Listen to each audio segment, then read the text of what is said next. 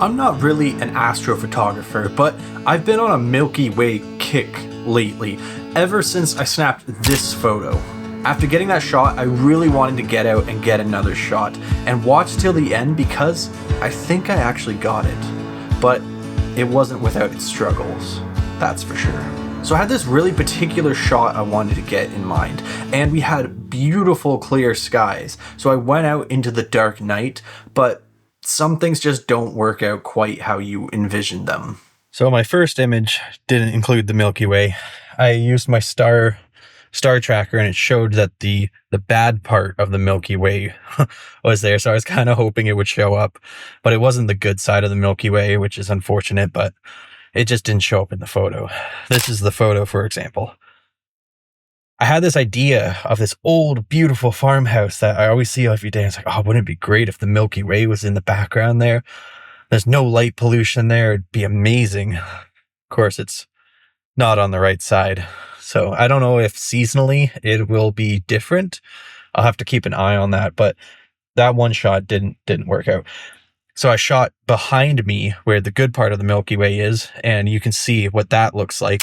Just imagine that over the farmhouse. That would have been such a cool shot, but it is what it is. Unfortunately, the shot I had in mind I couldn't get because the Milky Way just wasn't on the right side. If I could go onto the private land, shoot the opposite way, I could probably get the shot, but like I said, it's private land, so that's not going to happen. Now, just so you know, I use this star tracking app. It basically shows where the Milky Way is going to be in the sky. You just point the phone around and it shows you exactly where it's going to be. And that is crucial for Milky Way photography because you want to line up the Milky Way in a spot in your image that makes sense because composition really matters. You need the Milky Way in a really clear, eye-catching spot. So after striking out on that first location with the old farmhouse, I decided to head over to another location that I thought might work.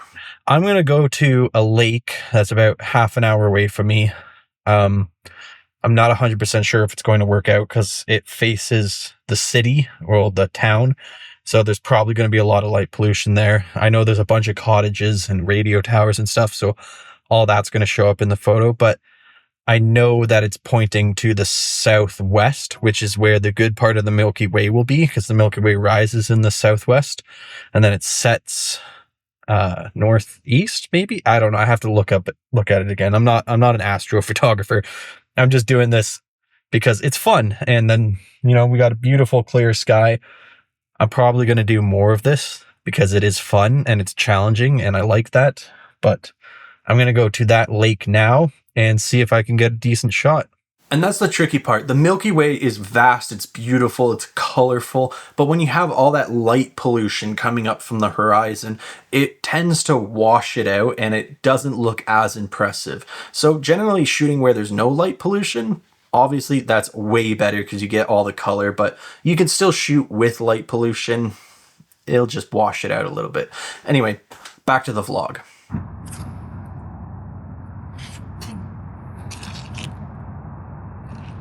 You probably can't see anything, but there's a ton of light pollution here, but I still see the Milky Way a little bit, but I'm going to have to do a lot of corrections in post to kind of get rid of the light pollution, but that's just what happens. Even though I'm up north, I still get light pollution from the city, even though it's still pretty far away. It's about half an hour to an hour away, but that light pollution just completely engulfs the bottom half of the sky. So I'm hoping these images turn out, but we'll see. We'll have to see.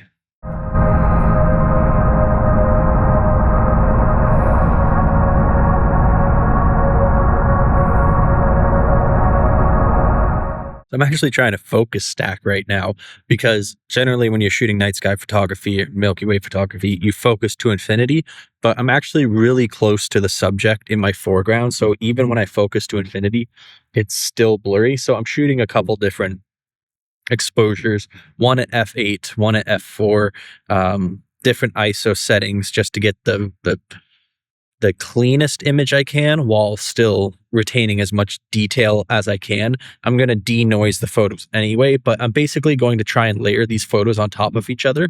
If I'm far enough away from my foreground subject, I don't need to do this. But since I'm so close, like I can't show you how close I am right now, but I'm very close to my foreground subject. So shooting at f4, focus to infinity, my foreground subject is blurred. My background is sharp, but obviously that's going to look like a terrible photo if I just leave it at that.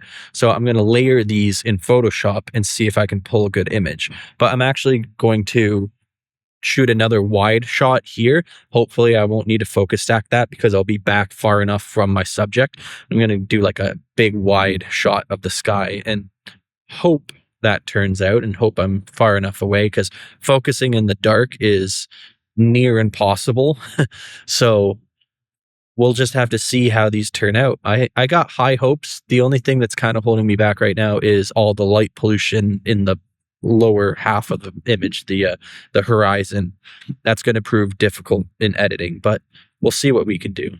So for the first shot, the settings I used were totally not ideal for astrophotography, but I wanted to experiment a little bit, because generally you set your lens to infinity and it focuses a certain distance away and you can capture everything in focus. But the problem is, if your foreground's too close, then that'll blur, everything else will be in focus. So it's a little bit tricky, but I wanted to kind of mess around with my settings and see what I could pull and manually focus in the dark, but it's a learning experience.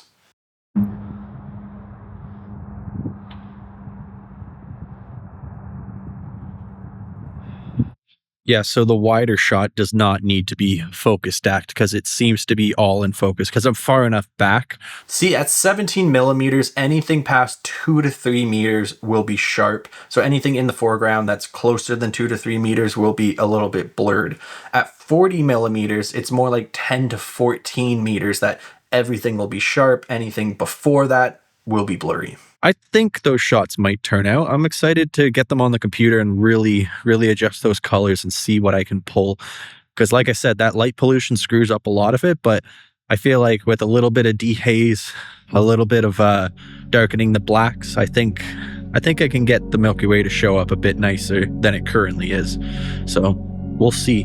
But I could show you the photo now, or other me will show you the photo. One version of me is going to show you this photo. So we'll see. Hopefully it turned out. Subscribe if you think it turned out.